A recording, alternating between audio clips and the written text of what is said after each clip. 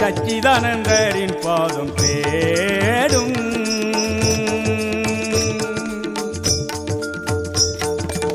தந்த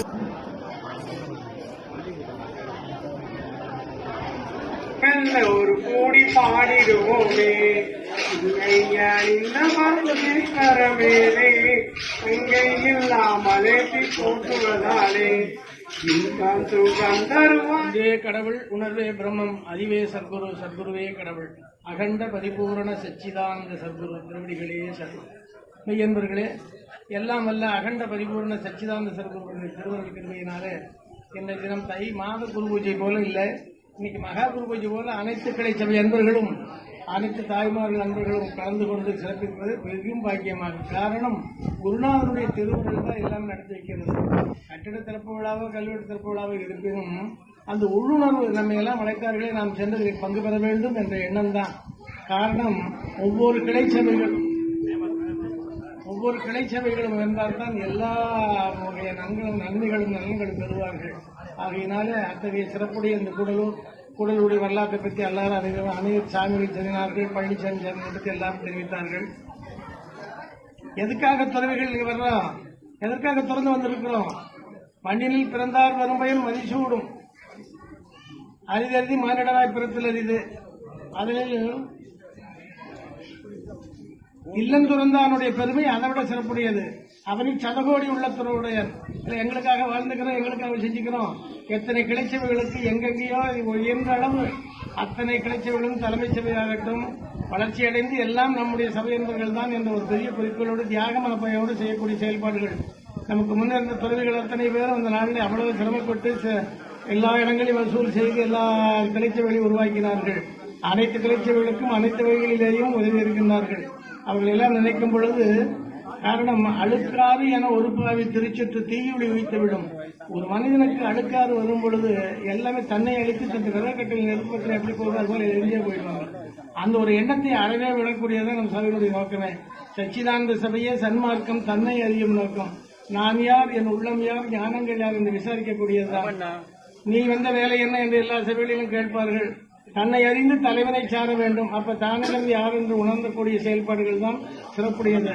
அத்தகைய மேன்மையுடைய எல்லா இடங்களுக்கும் அடியேன் சென்று வருவதற்கு ஒரு வாய்ப்பு கிடைத்துள்ளது.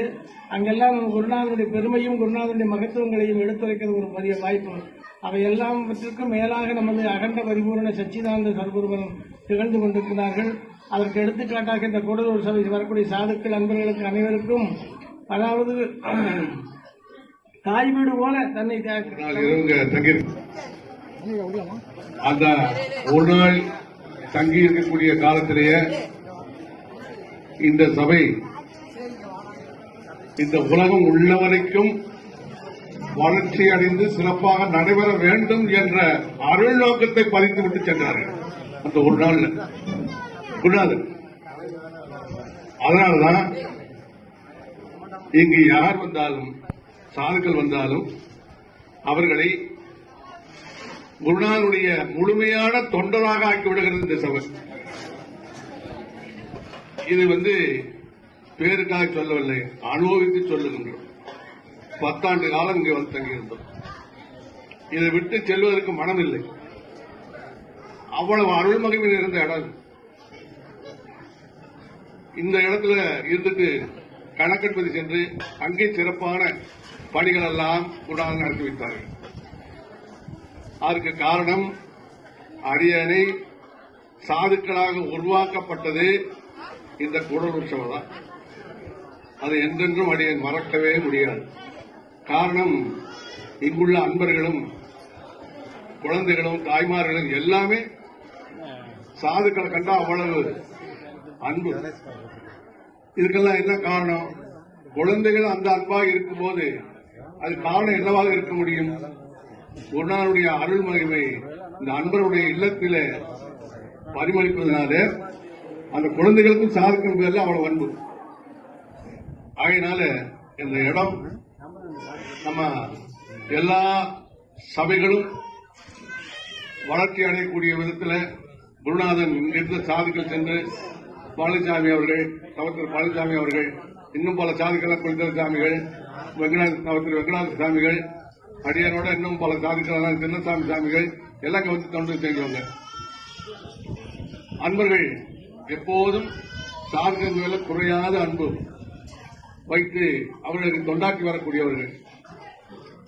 இந்த சபைக்கு நீங்கள் ஒரு 10 ரூபாய் காணிக்கை செய்தால் அந்த 10 ரூபாய் காணிக்கை 10,000 ரூபாயாக அது மலரும்.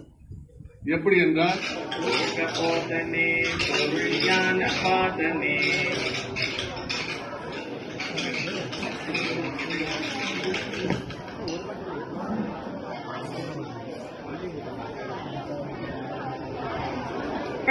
ஒரு கூடி பாடிடுவோம்